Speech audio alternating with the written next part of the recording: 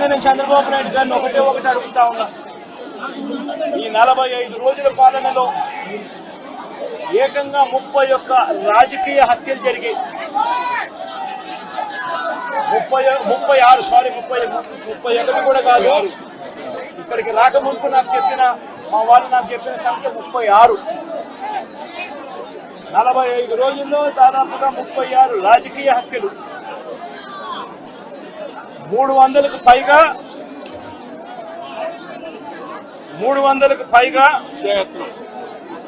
హత్యాయత్నాలు, 300కు పైగా హత్యాయత్నాలు. తెలుగుదేశం పార్టీ వాళ్ళ వేధింపులు భరించలేక 35 మంది ఆత్మహత్యలు చేసుకున్న పరిస్థితి రాష్ట్రంలో ఉన్నాయి. 560 చోట్ల ప్రైవేట్ ఆస్తులను ధ్వంసం చేశారు. ఇంట్లో చొరబడుతున్నారు, ఆస్తులను ధ్వంసం చేస్తా ఉన్నారు, షాపులను కాల్చేస్తా ఉన్నారు. వైఎస్ఆర్సీపీ సానుభూతి పరుల చీనీ చెట్లను నరికేస్తా ఉన్నారు. ఇటువంటి ప్రైవేట్ ఆస్తులు 560 చోట్ల ప్రైవేట్ ఆస్తులను ధ్వంసం చేశారు. 490 చోట్ల ప్రభుత్వ ఆస్తులను ధ్వంసం చేశారు. 490 చోట్ల ప్రభుత్వ ఆస్తులను ధ్వంసం చేశారు. ఇవి కాక 1000కి పైగా దౌర్జన్యాలు, దాడులు.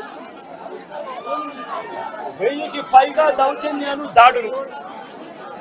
ఈ 45 రోజుల్లో తెలుగుదేశం పార్టీ అధికారంలోకి వచ్చిన తర్వాత ఈ రాష్ట్రంలో ఇది లా అండ్ ఆర్డర్ పరిస్థితి. నేను అడుగుతా ఉన్నాను, ఒకసారి ఆలోచన చేయమని అడుగుతా ఉన్నాను. ఎంతటి దారుణంగా లా అండ్ ఆర్డర్ పరిస్థితి ఉంది అన్నదానికి నిదర్శనము ఈ రషీద్ కేసే ఒకటి తీసుకోండి. కావాలంటే రషీద్ కేసే ఒకటి కావాలంటే తీసుకోండి. ఇదే వినుకొండకు ఇంతకు ముందు ఎస్పీగా రవిశంకర్ రెడ్డి అని చెప్పి ఇంతకుముందు ఎస్పీగా ఉన్నారు. మంచి ఆఫీసరు, అప్రైట్ ఆఫీసరు. ఎన్నికల వేళ వీళ్ళకున్న పలుకుబడితో ఆ ఆఫీసర్ను తప్పించేశారు. తర్వాత వీళ్ళకు కావలసిన అధికారిని, బిందు మాధవ్ అనే అధికారిని ఎస్పీగా తెచ్చుకున్నారు.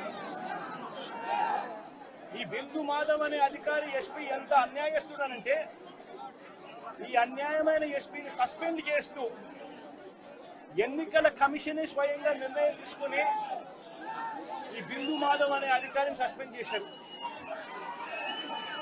దాని తర్వాత ఎన్నికల కమిషనే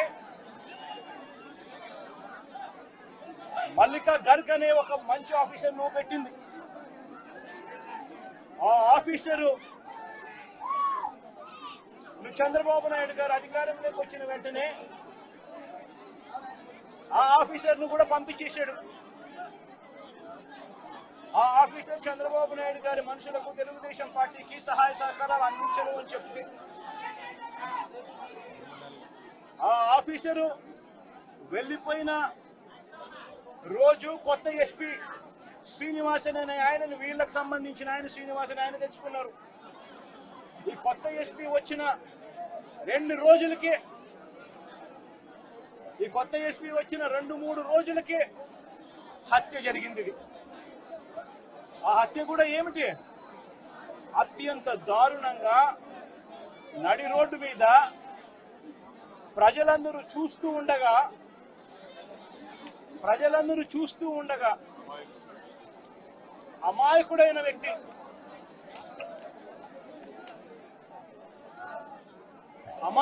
వ్యక్తి, ఈ వ్యక్తి ఒక సాధారణ ఉద్యోగస్తుడు.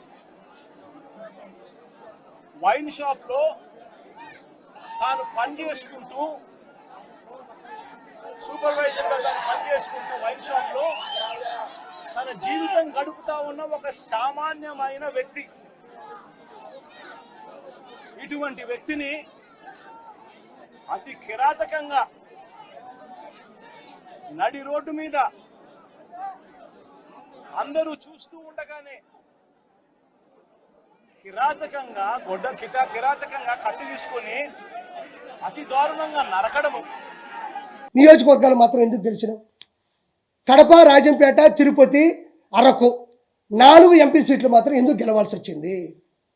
11 నియోజకవర్గాలు 4 ఎంపీ సీట్లు మాత్రం గెలవాల్సినంత అవసరం ఏముంది?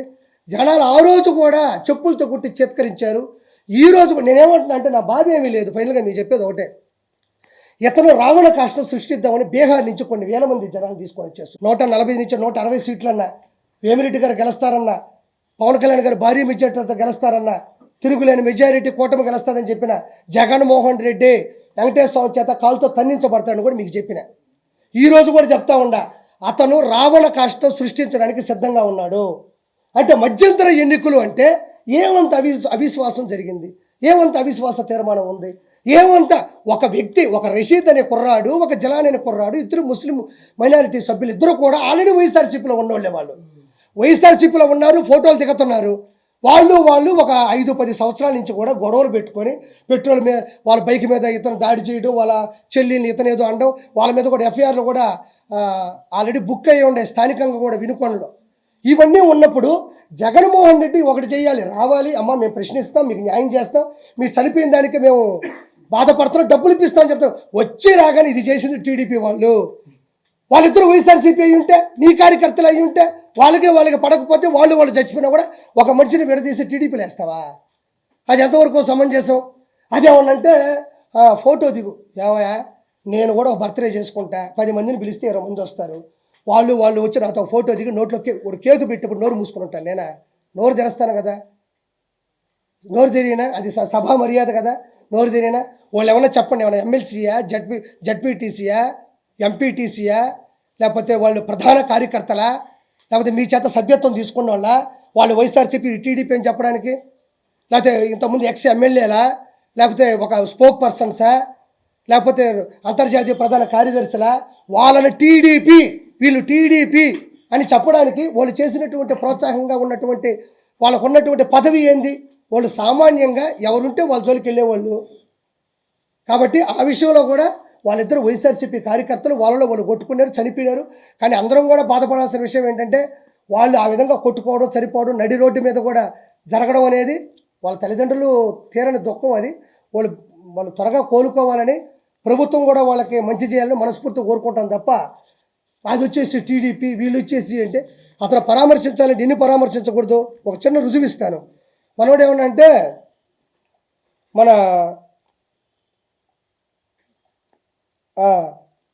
ఏమన్నా అంటే అక్కడ కేకు తినిపిస్తూ ఉన్నాడు, అక్కడ లోకల్ ఎమ్మెల్యే అనుకుంటా, ఎమ్మెల్యేనో ఎవరు, ఒక ఫంక్షన్కి వెళ్ళినప్పుడు కేకు తినిపిస్తూ ఉన్నాడు. ఆ కేకు తినిపించాడంటే ఇది ఏమిటి అన్నాడు, గుర్తుందా? ఏమిటిది అన్నాడు. అంటే కేకు తినిపిస్తున్నప్పుడు వాళ్ళ మనుషులే కదా అన్నాడు. ఈరోజు చూడండి, ఇతను వచ్చి సునీల్ కుమార్ యాదవ్, ఇది బాగా చూడండి ఒకసారి. ఈవిడ వచ్చి భారతీ రెడ్డి గారు, జగన్మోహన్ రెడ్డి గారు సతీమణి. వచ్చిందా?